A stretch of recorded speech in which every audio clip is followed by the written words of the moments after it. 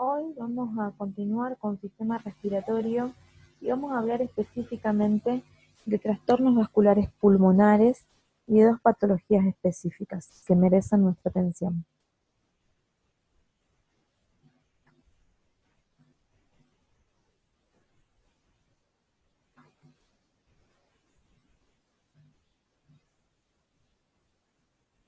Vamos a empezar hablando de lo que es la embolia pulmonar y qué es lo que le pasa a un paciente eh, con este tipo de patología, ¿sí?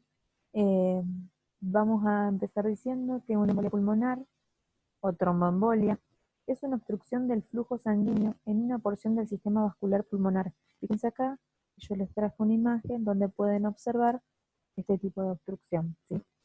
Eh, las tromboembolias o coágulos de sangre que aparecen en el sistema venoso o en el corazón derecho son la causa más frecuente de embolia pulmonar. La embolia puede deberse a diferentes factores, pero dentro de ellos podemos mencionar, como dice acá, la circulación venosa, la invasión de la circulación venosa por parte de un tumor, el ingreso de lípidos o médula ósea en la circulación, que puede estar dada por una fractura o un traumatismo, la entrada de líquido amniótico en el torrente circulatorio en el parto, y algo que tiene que ver específicamente con los cuidados de enfermería cuando el paciente está con terapia de hidratación parenteral, es la inyección intravenosa de aire o de algunas otras sustancias exógenas. Entonces se hace mucho hincapié en el cuidado del purgado de los sistemas de hidratación parenteral.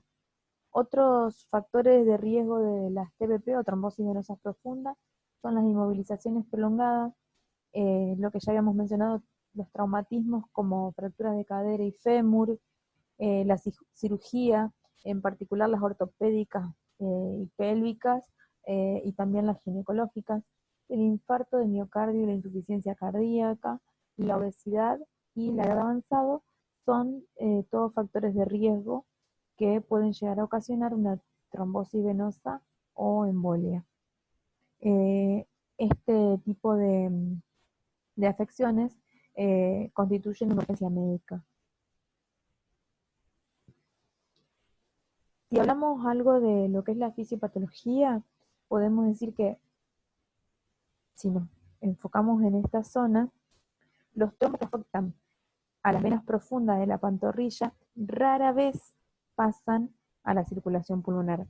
No obstante, a menudo se propagan en sentido proximal hacia las venas popliteas e iliofemoral, en sentido que pueden estos pequeños, ven, acá se formó el trombo, y este trombo en ocasiones desprende un émbolo, y este es el que viaja acá, ¿sí? Está bien ilustrado en esta diapositiva. Pueden escapar y convertirse en una embolia, ¿sí? Porque esto que se desprendió de este trombo se transforma en un émbolo.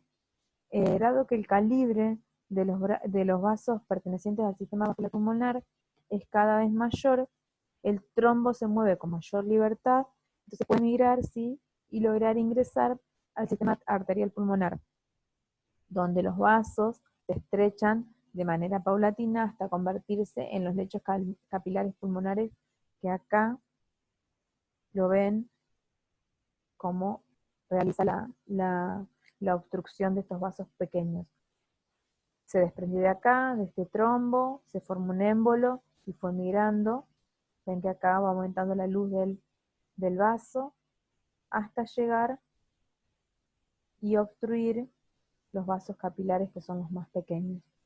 ¿Por qué es importante hablar de la trombosis venosa profunda o de la embolia pulmonar? Porque depende del grado de obstrucción del flujo pulmonar, va a tener mayor o menor importancia. ¿Y qué es lo que va a importar acá? El tamaño de ese trombo que ha migrado, cuáles son los efectos secundarios que produce esta obstrucción. Sus efectos pueden ser muy variables. Primero podemos decir que la oclusión de una arteria pulmonar de gran calibre que provoca la muerte repentina, ¿sí? Si la obstruye puede provocar muerte repentina. Se produce de manera significativa o se impide el intercambio gaseoso y el gasto cardíaco desciende notablemente debido a que la sangre no puede fluir a través del sistema vascular pulmonar para regresar al corazón izquierdo. También puede haber infarto del parénquima pulmonar por la obstrucción de una fracción significativa del flujo sanguíneo pulmonar. Es importante decir que menos del 10% de las embolias pulmonares dan lugar a un infarto pulmonar. Luego, obstrucción de un segmento pequeño de la vasculatura pulmonar que no ocasiona ninguna lesión permanente. También puede haber embolias pequeñas, crónicas o recurrentes, a veces múltiples, que producen síntomas recurrentes, así que podemos llegar a tener el paciente en la consulta varias veces por la misma causa. La obstrucción del flujo sanguíneo pulmonar por un trombo influye tanto en la perfusión como en la ventilación. Por eso decíamos que el sistema respiratorio y el sistema cardiovascular están íntimamente ligados y deben fusionar ambos y acoplarse para realizar todo este proceso, ¿sí? De ventilación, perfusión, oxigenación. En los casos de mayor gravedad, puede producir hipertensión pulmonar, que lo vamos a ver un poquito más adelante, e insuficiencia ventricular derecha. Puede aparecer hipotensión y un descenso del gasto cardíaco. En el área pulmonar afectada se puede observar broncoconstricción, es decir, la luz del vaso se va estrechando y se va haciendo cada vez más pequeño. Y va a ocasionar esto que haya un incremento en algo que se llama espacio muerto, que son áreas pulmonares ventiladas, pero que no están recibiendo perfusión. Entonces se reduce la cantidad de surfactante pulmonar, lo que potencia esto a los pacientes a que hagan riesgo de atelectasias. Cuando no hay infarto en el sistema, el sistema fibrinolítico es inteligente, entonces termina por disolver el trombo y se normaliza así la función pulmonar. El tejido que se infartó por esta patología se convierte en tejido cicatrizal fibrótico, ¿sí? Va a haber zonas de fibrosis dentro del área pulmonar. La embolia grasa representa la embolia pulmonar no trombótica más frecuente. Por lo general suele aparecer cuando habíamos mencionado, recuerdan, que había algunos tipos de fractura. Cuando la fractura, por ejemplo, de un hueso largo como el fémur, libera lípidos de la médula ósea al torrente circulatorio. Y de igual modo el tejido adiposo o un traumatismo hepático también pueden dar lugar a una embolia grasa. Dentro de lo que es la asistencia interdisciplinaria o el tratamiento de la embolia pulmonar, que es lo que persigue, son tratamientos de soporte. Generalmente al paciente lo que debe hacerse es instaurarse oxigenoterapia o oxígeno suplementario según la indicación de cómo esté el paciente. También otro tratamiento que se debe hacer es administrar analgésicos para aliviar ese dolor intenso pleurítico y la ansiedad con la que puede llegar el paciente. Y otro tratamiento es vigilar cómo están las presiones de la arteria pulmonar a través de un catéter que se coloca, ¿sí?, en la arteria pulmonar, que se llama catéter de Swan-Ganz. Es importante nosotros conocer cuál es el tratamiento y cómo atender a este tipo de pacientes con embolia pulmonar, porque constituye una urgencia médica. Finalmente el 50% de las muertes debidas a embolia pulmonar se produce a lo largo de las 2 horas siguientes a que se instauró o se produjo la embolización. En muchos casos las TBP no se han diagnosticado ni tratado. Asimismo, muchos pacientes no se detecta la embolización. La profilaxis constituye el abordaje terapéutico más eficaz frente a la embolia pulmonar. ¿Cómo se va a manifestar este paciente? Ya algo habíamos adelantado. Las manifestaciones de la embolia pulmonar, dentro de las más frecuentes está la disnea, y la falta de aliento, el dolor torácico, recuerden que dijimos va a tener un dolor pleurolítico, entonces nos puede llegar a indicar que le administremos algún analgésico al paciente, ansiedad y aprensión, tos, taquicardia y taquipnea, estertores y febrícula. Dentro de las menos frecuentes, el paciente va a tener diaforesis, que es una sudoración profusa, hemoptisis, síncope, cianosis y signo de galope, ¿sí? Además de la instauración del oxígeno, el analgésico, lo que debemos hacer, primero recordar siempre que la profilaxis de las embolias pulmonares se sustenta bajo el tratamiento de fármacos anticoagulantes. Pero una vez que lo tenemos el paciente en la sala y llegó, o está en la sala, no solamente se puede llegar por shock room, sino que está en la sala, y está ocurriéndole una trombosis o una embolia, probablemente nos indiquen la administración de heparina endovenosa, entre 5.000 a 10.000 unidades de heparina rápida, en bolo rápido. Eso va a depender de los lugares y de cada efector. Y luego de esta administración o no, de esta dosis de ataque, lo que se administra y se realiza es una infusión continua de heparina a la cantidad de mililitros que el médico nos vaya a indicar. Y paralelo a esto, se administran anticoagulantes orales. Algunos efectores indican warfarina, pero acá nosotros en nuestros hospitales el tratamiento es heparina endovenosa con bombas de infusión continua y acenocumarol.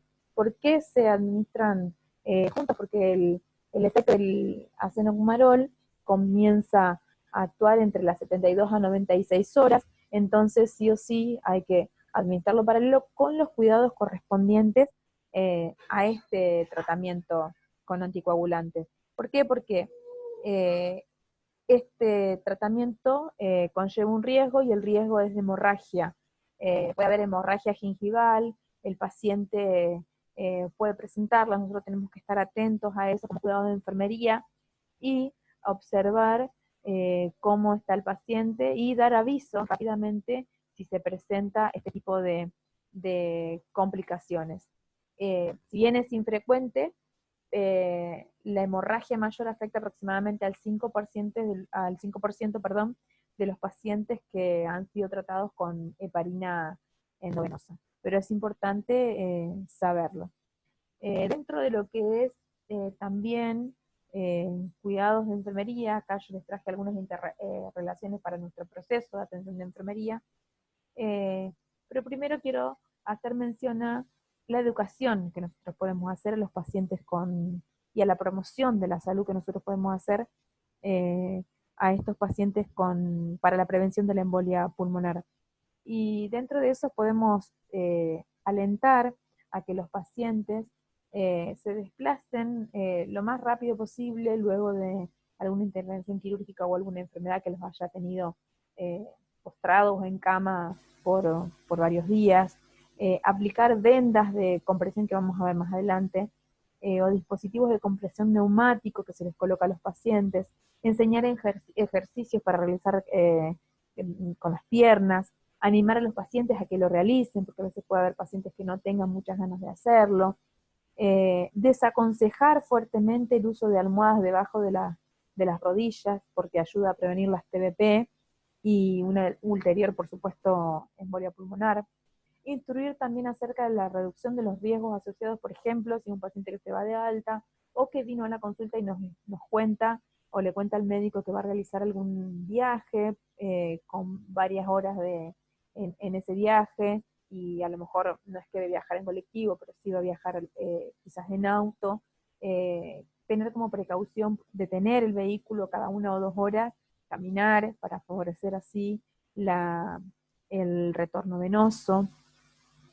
También para aquellos pacientes que vuelven a su actividad laboral y están muchas horas de pie, utilizar medias elásticas ajustadas y que puedan evitar aquellas medias que ciñen alrededor de la rodilla o el muslo, ¿sí? Porque esto puede llegar a favorecer la embolia. Y ahora sí, la educación es muy importante, entonces todo esto es acción de enfermería y nosotros lo podemos hacer, y no es necesario que una indicación médica para hacer educación del paciente.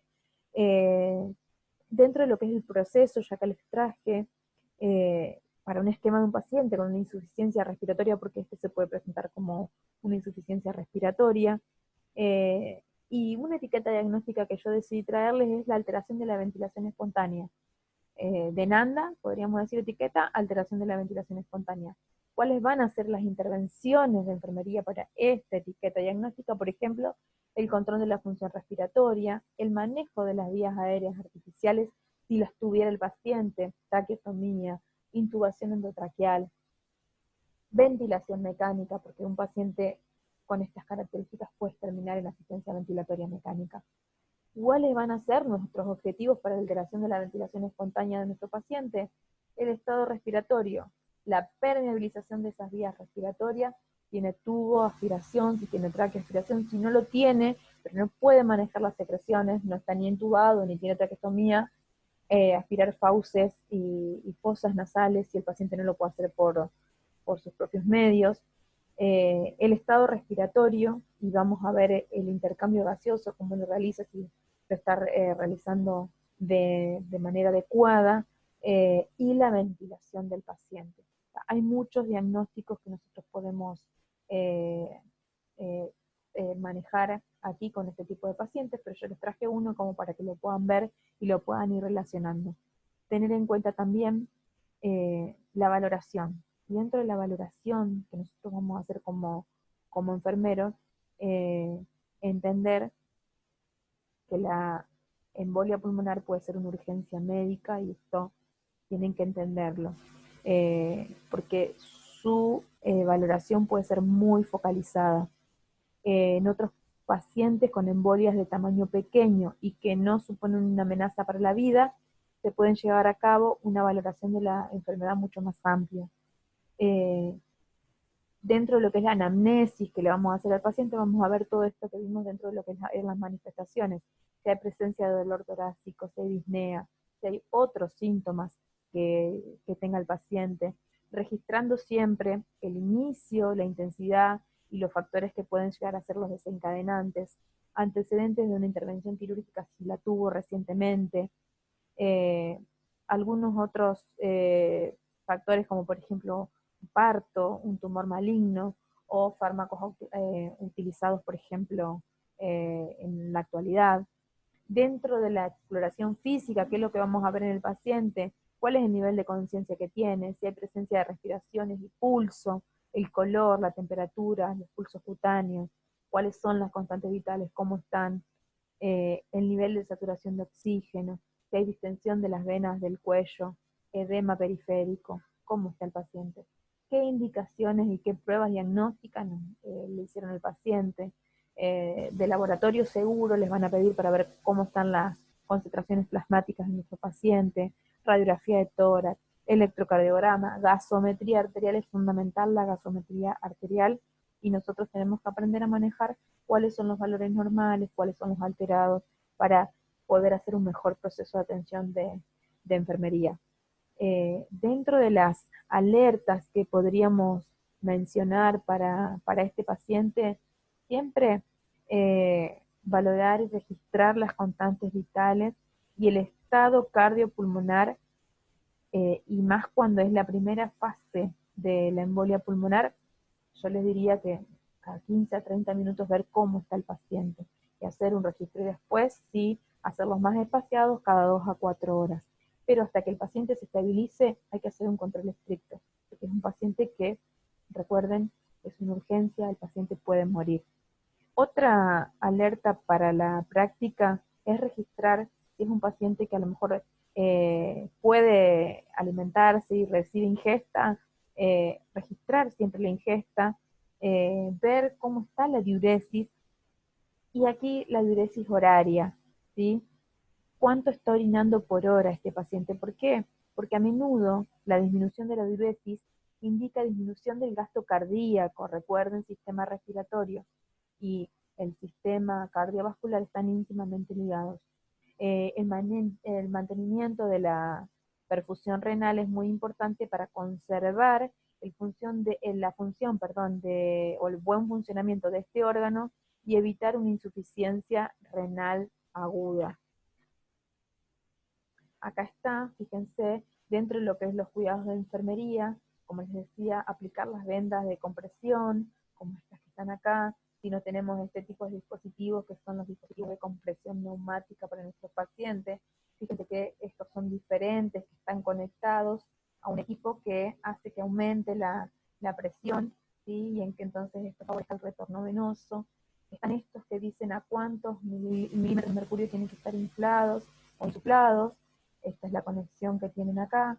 Las medias para los pacientes que a lo mejor se van de alta y están mucho tiempo de pie y necesitamos favorecer el retorno venoso.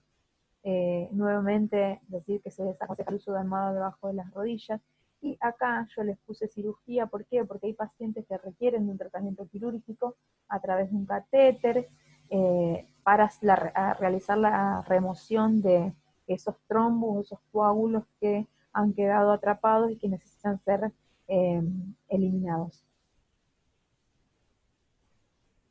Vamos a ver ahora otro tipo de alteración que tiene que ver con la vasculatura pulmonar y es el paciente con hipertensión pulmonar, ¿sí?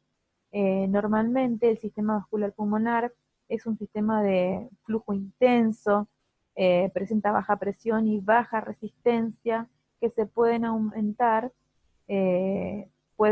adaptarse a aumentos notables del flujo sanguíneo en caso necesario.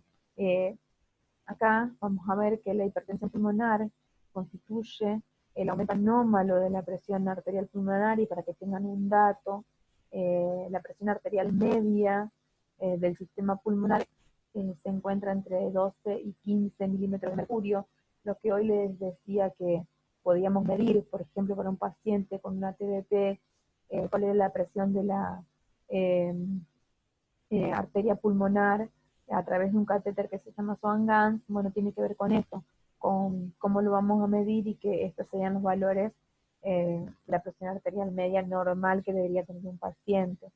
Que los cambios vasculares pulmonares son progresivos e irreversibles, y esto es muy importante que lo tengan en cuenta, que la carga del trabajo del corazón derecho se eleva como consecuencia de la vasoconstricción, es decir, que se van achicando la luz de los vasos y el aumento de las presiones en el sistema pulmonar. Entonces esto va a producir una hipertrofia, ¿sí? del ventrículo derecho o del corazón derecho, y lo que va a conllevar a una insuficiencia ventricular derecha. Existe una que se llama hipertensión pulmonar primaria, que es una enfermedad poco frecuente, y que la etiología es desconocida, pero que predomina en mujeres de edades entre 30 y 50 años. Que la más conocida es la hipertensión pulmonar secundaria, por eso se las traje acá para describírselas. Y la hipertensión pulmonar secundaria es una entidad más frecuente que la primaria. La infección por VIH y diversas colagenopatías como la esclerodermia y el lupus eritematoso sistémico pueden producir hipertensión pulmonar secundaria. No obstante, por lo general, suele aparecer como consecuencia de la reducción del tamaño del lecho vascular pulmonar, y esto que hablamos de vasoconstricción, lo que puede deberse a la vasoconstricción o bien a una destrucción u obstrucción extensa de vasos, ¿sí? La hipoxemia constituye un potente vasoconstrictor pulmonar y un factor desencadenante frecuente de la hipertensión pulmonar. Por eso es importante, recuerdan que para los pacientes que la oxigenoterapia suplementaria va a ser muy, muy importante, y a tener en cuenta cómo se presenta el paciente y cuáles son las manifestaciones clínicas que tiene. Las enfermedades pulmonares crónicas, la apnea del sueño y la hipoventilación debidas a obesidad o un trastorno neuromuscular pueden originar hipoxemia también, y esto es importante reconocerlo y tenerlo en cuenta. La destrucción de las paredes alveolares asociadas a un enfisema, todas estas son patologías que, que las vimos en los apuntes anteriores, provoca la desaparición de los capilares pulmonares, y entonces esto favorece la hipertensión pulmonar. Las embolias pulmonares de gran tamaño múltiple pueden producir una obstrucción notable de los vasos pulmonares, y esto también lo vimos. Otros factores como la insuficiencia del corazón izquierdo, la estenosis mitral, ¿sí? de la válvula mitral, dan lugar a un aumento de las presiones pulmonares.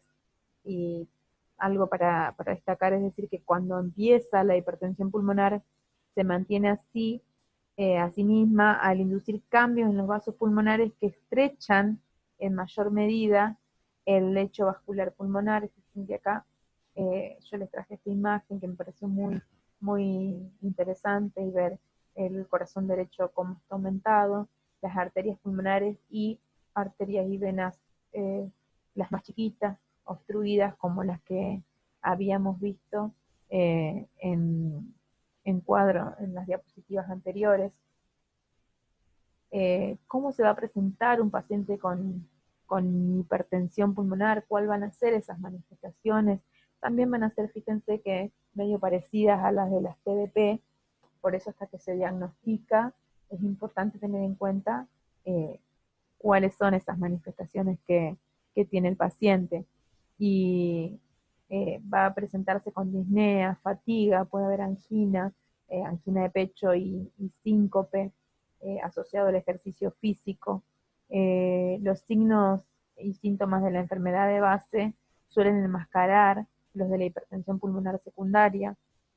Puede aparecer dolor retroesternal que acompaña a las manifestaciones de la enfermedad primaria que tenga nuestro paciente. La hipertensión pulmonar primaria representa una enfermedad progresiva que suele provocar un deterioro gradual hasta producir la muerte en el lapso entre 3 y 4 años del paciente. Así que fíjense qué importante que es la detección de este tipo de patología. ¿Cuáles son las complicaciones que puede tener la hipertensión pulmonar? El cor pulmonar, ¿sí? Que es un trastorno caracterizado por la hipertrofia y insuficiencia del corazón derecho debido a la hipertensión pulmonar crónica. ¿Sí? Los pacientes con insuficiencia ventricular derecha presentan edema periférico y distensión de las venas del cuello. Por eso hoy también les mencionaba que dentro de lo que es la anamnesis del paciente hay que observar el cuello y ver si hay ingurgitación de la vena yugular. La piel puede aparecer caliente, húmeda y un tanto rojiza, como cianótica también, debido al aumento de las poblaciones eritrocíticas y la hipoxemia. ¿Sí? Es importante ver esto, la gasometría, si le piden al paciente cómo está eh, el paciente, de qué manera se presenta. Dentro de lo que son cuidados de enfermería, la asistencia de enfermería en un paciente con hipertensión pulmonar o cardiopatía pulmonar es fundamentalmente de soporte, y está centrada en el trastorno pulmonar subyacente, ¿sí? Las alteraciones del intercambio gaseoso debido a la concentración del sistema vascular pulmonar constituye un destacado problema que da lugar a un gran número de dificultades secundarias, como intolerancia al ejercicio, la ansiedad, la fatiga y otros problemas que puede llegar a tener nuestro paciente. Los cuidados específicos para pacientes con afectación del intercambio gaseoso persisten en lograr una buena ventilación alveolar, una oxigenación y una perfusión adecuada, ¿sí? Y yo les traje acá cuáles dentro de las acciones de enfermería y de los cuidados que podemos hacer podrían llegar a hacer alguna de las medidas y mejorar la condición del paciente, y tienen que ver con el control de los sonidos respiratorios, la frecuencia respiratoria, el color de la piel y la utilización de músculos accesorios si lo hay, y si presenta ese tipo de alteraciones del paciente. La coloración del paciente, la colocación del paciente en una posición que favorezca la expansión pulmonar, producción de tos, respiración profunda y fisioterapia torácica, administración de vasodilatadores si es que los receta el médico. Recuerden que lo que va a haber en la hipertensión pulmonar es una vasoconstricción de los vasos, entonces lo que nos pueden llegar a indicar es un vasodilatador. Es preciso valorar la fatiga y la disnea que presenta el paciente asociada a la actividad física, así como programar eh, periodos frecuentes de descanso en nuestro paciente. Eh, ¿Cuál va a ser el tratamiento para la hipertensión pulmonar? Y está centrado en ralentizar la progresión de este trastorno, la profilaxis de la formación de trombos y la reducción de la vasoconstricción pulmonar con, dijimos, algún vasodilatador si es que le indica el médico, oxigenoterapia con fin de reducir la hipoxemia que le provoca al paciente y mejorar la actividad y el ejercicio. Flebotomía encaminada a reducir la viscosidad de la sangre en pacientes con policitemia, ¿sí? Inhibidores de los canales de calcio, nifedipina o diltiazem, por ejemplo, con el fin de reducir la resistencia vascular pulmonar y mejorar el gasto cardíaco que va a estar afectado en este tipo de pacientes. Algunos vasodilatadores directos de acción corta que nos pueden llegar a indicar. El trasplante pulmonar bilateral o el trasplante de corazón pulmón representa el tratamiento más eficaz a lo largo del plazo de la hipertensión pulmonar primaria. Eh, la verdad que hay pacientes que no llegan al trasplante y mueren antes porque un paciente con hipertensión pulmonar severa puede morir en una crisis hipertensiva. Acá les traje esta diapositiva para que vean cómo es cuando se produce una fibrosis, la trombosis in situ, acá cuando hay hipertrofia y la disfunción ventricular derecha.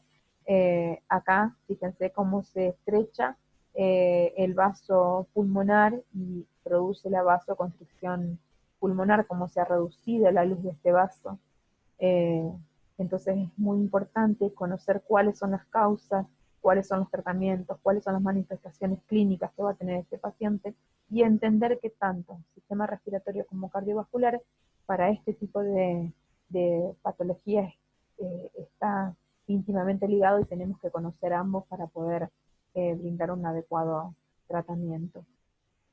Hasta acá vimos estos dos trastornos vasculares pulmonares, luego continuaremos eh, con otras patologías del sistema respiratorio, pero hasta aquí llegamos, así que gracias por su atención y nos vemos pronto.